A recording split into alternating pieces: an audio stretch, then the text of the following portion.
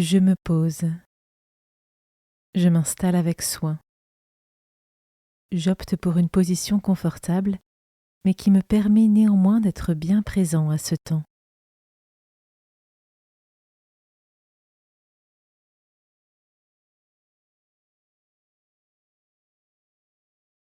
Pour vivre au mieux ce temps de méditation de la parole de Dieu, j'invoque l'Esprit Saint pour qu'il m'accompagne tout du long.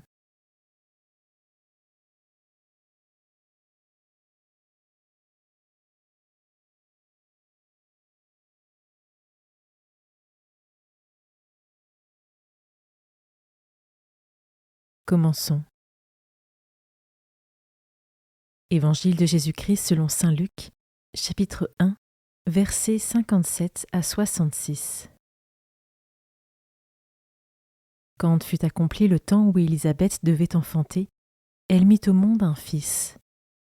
Ses voisins et sa famille apprirent que le Seigneur lui avait montré la grandeur de sa miséricorde, et ils se réjouissaient avec elle.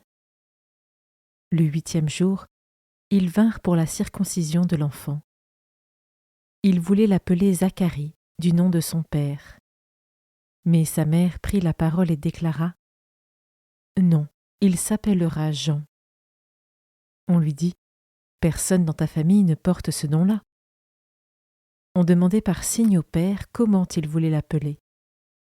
Il se fit donner une tablette sur laquelle il écrivit : « Jean est son nom. » Et tout le monde en fut étonné. À l'instant même, sa bouche s'ouvrit, sa langue se délia. Il parlait et bénissait Dieu. La crainte saisit alors tous les gens du voisinage, et dans toute la région montagneuse de Judée, on racontait tous ces événements.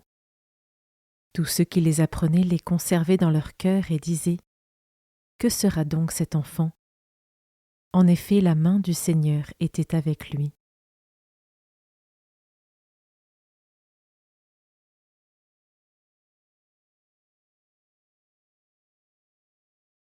Je commence par méditer ce verset. Ses voisins et sa famille apprirent que le Seigneur lui avait montré la grandeur de sa miséricorde, et ils se réjouissaient avec elle. Lorsqu'un événement heureux survient chez les autres, est-ce que j'arrive à me réjouir pleinement, à l'unisson avec eux ? Ou m'arrive-t-il parfois d'éprouver de l'envie ou de la rancœur si j'ai l'impression de ne pas avoir été exaucée par Dieu de mon côté ?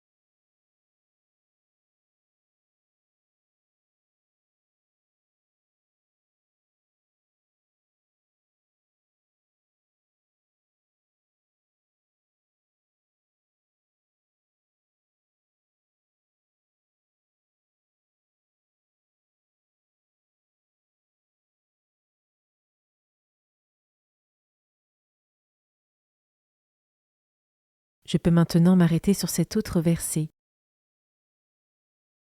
Il se fit donner une tablette sur laquelle il écrivit « Jean est son nom ».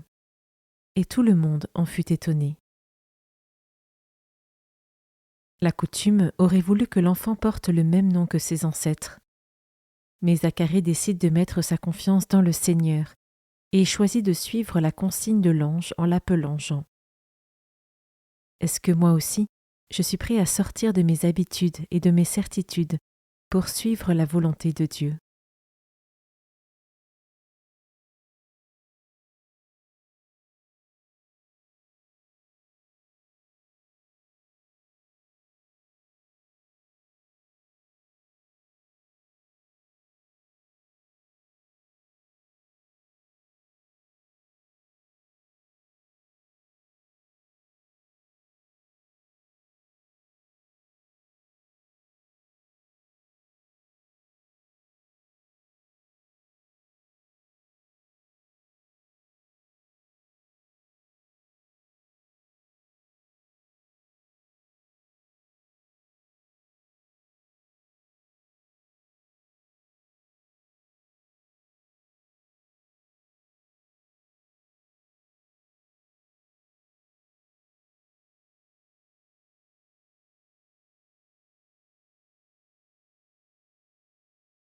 Je termine en méditant ce dernier verset.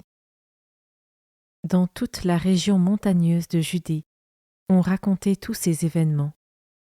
Tous ceux qui les apprenaient les conservaient dans leur cœur. Les grâces que nous recevons de Dieu ne sont jamais que pour nous-mêmes. Elles sont les signes palpables de l'amour de Dieu pour nous. Il est donc important de savoir les méditer dans nos cœurs, mais aussi d'en rendre témoignage au plus grand nombre pour nous édifier les uns les autres. En ai-je réellement conscience ?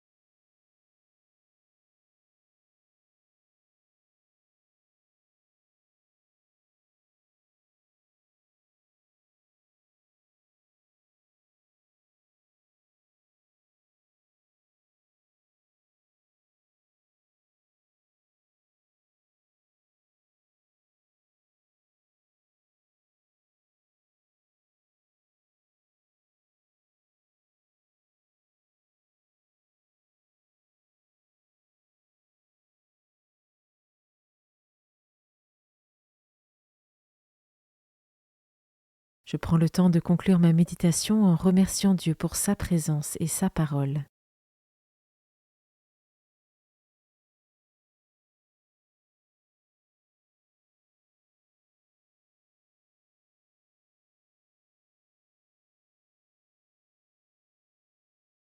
Belle journée et à demain.